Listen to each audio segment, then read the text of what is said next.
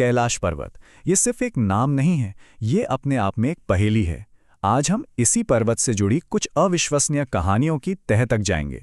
तो चलिए सीधे मुद्दे पर आते हैं। कहानी शुरू होती है 1999 से। एक रूसी डॉक्टर थे, अर्न्स्ट मुल्दाशेव। वो एक अभियान से लौटे और कुछ ऐसे दावे किए जिसने सबको चौंका दिया। उन्होंने बताया कि 4 पर्वतारोही जिन्होंने कैलाश पर चढ़ने की हिम्मत की, वो रहस्यमयी तरीके से बहुत तेजी से बूढ़े हो गए और मर गए। बस फिर क्या था? ये कहानी इंटरनेट पर आग की तरह फैल गई और ये उन कई दावों में से बस पहली है जिनकी हम आज पड़ताल करने वाले हैं। अब ये दावा एक बहुत ही बड़ा सवाल खड़ा करता है। क्या कैलाश पर्वत पर समय की रफ्तार बाकी दुनिया से अलग है? क्या ये सच में हो सकता है कि वहां बाल और नाखून हफ्तों का काम घंटों में कर दें?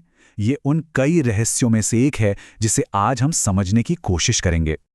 पर इन सब मिथकों में जाने से पहले ये समझना बहुत जरूरी है कि आखिर ये पर्वत इतना पवित्र क्यों माना जाता है। देखिए, कैलाश पर्वत सिर्फ चट्टान और बर्फ का एक पहाड़ नहीं है। ये 4 बड़े धर्मों के लिए एक आध्यात्मिक केंद्र है जो इसे दुनिया की सबसे पवित्र जगहों में से एक बनाता है। हिंदू धर्म के लिए तो ये भगवान शिव का घर है, उनका निवास स्थान। माना जाता है कि वो यहाँ ध्यान में लीन रहते हैं। ये परम शांति और शक्ति की जगह है। दुनिया भर के करोड़ों हिंदुओं के लिए ये गहरी आस्था का प्रतीक है। वहीं तिब्बती बौद्धों के लिए कैलाश बुद्ध डेमचुक का घर है, जो परमानंद का प्रतीक है। वो इसे ब्रह्मांड का केंद्र मानते हैं, एक ऐसी जगह जहां से आध्यात्मिक ऊर्जा निकलती है। जैन धर्म में इस पर्वत को अष्टापद कहा जाता है। मान्यता ये है कि यहीं पर उनके पहले तीर्थंकर ऋषभदेव ने मोक्ष प्राप्त किया था, मतलब जन्म और मृत्यु के चक्र से हमेशा के लिए मुक्ति पा ली थी। और बौद्ध धर्म से भी पहले से तिब्बत का जो प्राचीन बोन धर्म है, उसके अनुयायी इसे वो धुरी मानते थे जहां स्वर्ग और पृथ्वी का मिलन होता है। मतलब उनके लिए ये ब्रह्मांड का आध्यात्मिक दिल था। तो सोचिए, 4 अलग अलग धर्म और सभी की आस्था का केंद्र एक ही पर्वत। ये सिर्फ एक पहाड़ से कहीं ज्यादा है, ये एक पवित्र प्रतीक है। और यही बात हमें इसके सबसे बड़े रहस्य की ओर ले जाती है। आज के जमाने में जब हजारों लोग माउंट एवरेस्ट पर चढ़ चुके हैं, तो फिर कैलाश पर आज तक आधिकारिक तौर पर कोई क्यों नहीं चढ़ पाया है? अगर हम थोड़े इतिहास में झांकें तो कुछ सुराग मिलते हैं।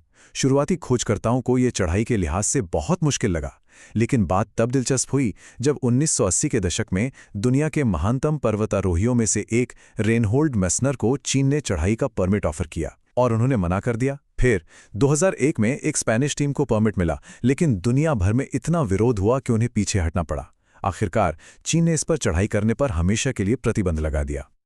तो असली वजह क्या है? रेनहोल्ड मेस्नर के शब्द इस बात को साफ कर देते हैं। उन्होंने कहा, अगर हम इस पहाड़ को जीतते हैं तो हम लोगों की आत्मा में कुछ जीतते हैं। उनका मतलब साफ था, बात कभी भी इस पहाड़ पर चढ़ने की काबिलियत की थी ही नहीं। बात थी दुनिया भर के करोड़ों लोगों की पवित्र आस्था का सम्मान करने की। ये एक तरह का सामूहिक फैसला था कि कुछ जगहों को बस वैसे ही छोड़ देना चाहिए, बिना किसी छेड़छाड़ के। अच्छा, तो अब हम ये तो जानते हैं कि इस पर चढ़ाई क्यों नहीं की गई। चलिए अब वापस उन असाधारण दावों पर आते हैं जो इस पहाड़ से जुड़े हैं। क्या वो वैज्ञानिक जांच के सामने टिक पाते हैं? देखते हैं। कैलाश के पास ही एक प्राकृतिक अजूबा है। 2 झीलें एकदम अगल बगल। एक है मानसरोवर, जिसका पानी मीठा है और जीवन से भरपूर, और ठीक उसके बगल में है राक्षस ताल, जिसका पानी खारा है और पूरी तरह बंजर। कई लोग इसे दैवीय और राक्षसी शक्तियों का सबूत मानते हैं, पर क्या यहाँ कोई और ही कहानी चल रही है? विज्ञान कहता है कि राक्षस ताल एक एंडोरिक झील है। इसका मतलब आसान भाषा में यह है कि इसमें पानी अंदर तो आता है, लेकिन बाहर जाने का कोई रास्ता नहीं है। तो सदियों से जैसे जैसे पानी भाप बनकर उड़ता गया, नमक और खनिज वहीं जमा होते गए। धीरे धीरे ये पानी इतना खारा हो गया कि इसमें जीवन पनपना मुश्किल हो गया। तो ये कोई अलौकिक घटना नहीं, बल्कि एक दिलचस्प भूवैज्ञानिक प्रक्रिया है। एक और बहुत लोकप्रिय थ्योरी ये है कि कैलाश का जो एकदम सटीक पिरामिड जैसा आकार है, वो प्राकृतिक हो ही नहीं सकता। कुछ लोग तो ये भी दावा करते हैं कि इसे किसी प्राचीन, बहुत उन्नत सभ्यता ने बनाया था। देखिए, ये आकार दुर्लभ जरूर है, लेकिन पूरी तरह से प्राकृतिक है। लाखों साल पहले जब हिमयुग था, तो बड़े बड़े ग्लेशियरों ने पहाड़ के किनारों को इस तरह से तराशा कि इसका आकार एक नुकीले पिरामिड जैसा हो गया। यूरोप के आल्प्स में जो मशहूर मैटरहॉर्न पर्वत है वो भी बिल्कुल इसी तरह की प्रक्रिया से बना है। और उस दावे का क्या जिसमें कहा जाता है कि कैलाश गणितीय रूप से पृथ्वी के केंद्र में स्थित है। थ्योरी ये है कि ये उत्तरी ध्रुव और स्टोनहेंज से ठीक 6,666 किलोमीटर दूर है। लेकिन जब हम असल में नापते हैं तो पता चलता है कि दूरियां आसपास तो हैं, लेकिन एकदम सटीक नहीं है। तो ये एक दिलचस्प संयोग हो सकता है, लेकिन इसे दिव्य ज्यामिति का कोई ठोस सबूत नहीं माना जा सकता। और अब सबसे सनसनीखेज दावे पर वापस आते हैं, यानी कि समय का तेजी से बीतना। यह सोचना भी कितना अजीब है कि कैलाश पर समय की रफ्तार बढ़ जाती है। तेजी से उम्र बढ़ने और रहस्यमयी ब्रह्मांडीय ऊर्जा की सारी कहानियों की जड़ यही दावा है। लेकिन विज्ञान क्या कहता है? देखिए, आइंस्टाइन के सापेक्षता के सिद्धांत के अनुसार समय पर असर सिर्फ बहुत ज्यादा गति या बहुत ज्यादा गुरुत्वाकर्षण से पड़ सकता है। कैलाश पर ऐसी कोई भी स्थिति मौजूद नहीं है और ना ही वहां किसी अनोखे चुंबकीय क्षेत्र का कोई सबूत मिला है। और रही बात उन साइबेरियाई पर्वतारोहियों की, तो आज तक उनके अस्तित्व का कोई भी विश्वसनीय रिकॉर्ड नहीं मिला है। असल में समय के तेजी से बीतने और खोखले पहाड़ के ये सारे दावे सिर्फ एक ही व्यक्ति से आते हैं, डॉक्टर अर्नस्ट मिल्दाशेव। और वो कोई भूविज्ञानी या भौतिक विज्ञानी नहीं थे, बल्कि एक नेत्र सर्जन थे जिन्होंने जलपरियों, पिशाचों और यहाँ तक कि ड्रैकुला के भूमिगत महल को खोजने का भी दावा किया था। तो अगर ये सारे अलौकिक दावे विज्ञान के सामने नहीं टिकते, तो क्या इसका मतलब है कि कैलाश पर्वत में कुछ भी चमत्कारी नहीं है? बिल्कुल नहीं, बल्कि असली चमत्कार तो इन मिथकों में नहीं, कहीं और छिपा है।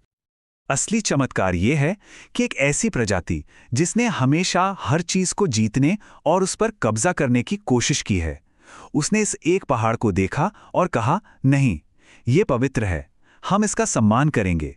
ये जो संयम है, ये जो सामूहिक सम्मान है, वो किसी भी मिथक से कहीं ज्यादा शक्तिशाली और असाधारण है। और ये हमें इस एक सवाल के साथ छोड़ जाता है। इस दुनिया में जहां हर सीमा को जीतने की होड़ लगी है, वहां किसी चीज को पवित्र मानकर, उसका सम्मान करके उसे अछूता छोड़ देने का क्या मूल्य है? ये एक ऐसा विचार है जिस पर हम सबको सोचना चाहिए।